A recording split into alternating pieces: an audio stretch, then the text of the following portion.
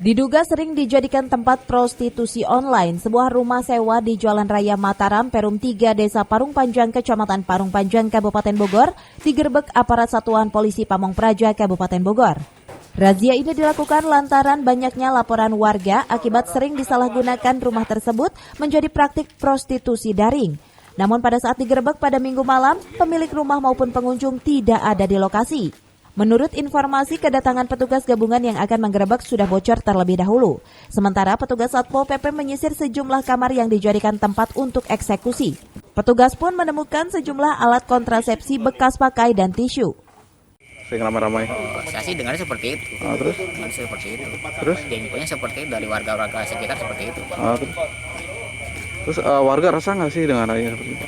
Ya, warga sih menurut mereka ya sangat susah. Kegiatan yang itu.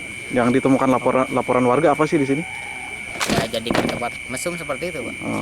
Ya karaoke seperti itu lah, sama miras juga gitu. Sama minuman keras juga. Iya. Udah berapa hari sih Pak ini? Apa? Dulu berapa banget, Pak? Udah lama banget. Iya.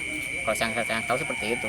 Ini bukan rahasia umum ya. Banyak ya hampir separung panjang tahu lah. Seperti itu. Sementara itu, Satpol PP menyidak sebuah rumah susun yang tak jauh dari tempat prostitusi tersebut. Kali ini petugas gabungan menyisir kembali rusun yang berada di Parung Panjang. Petugas gabungan menemukan pasangan muda-mudi yang kedapatan tidak mengenakan pakaian, namun saat ditanyakan petugas, ia bukan pasangan suami istri. Ya, untuk malam ini, jadi terkait dengan pelaporan warga, jadi kita sisir. Pertama, yang disebutkan dilaporkan warga terkait dengan tempat prostitusi dan di situ ada tempat karaoke. Kebetulan mungkin bocor, jadi kita cuma hanya mendapatkan minuman dan alat kontrasepsi dan yang lain-lainnya yang dipakai untuk di lokasi itu. Sistem pertemuannya dengan online, jadi setiap pertemuan apa segala macamnya dilakukan dengan sosial media.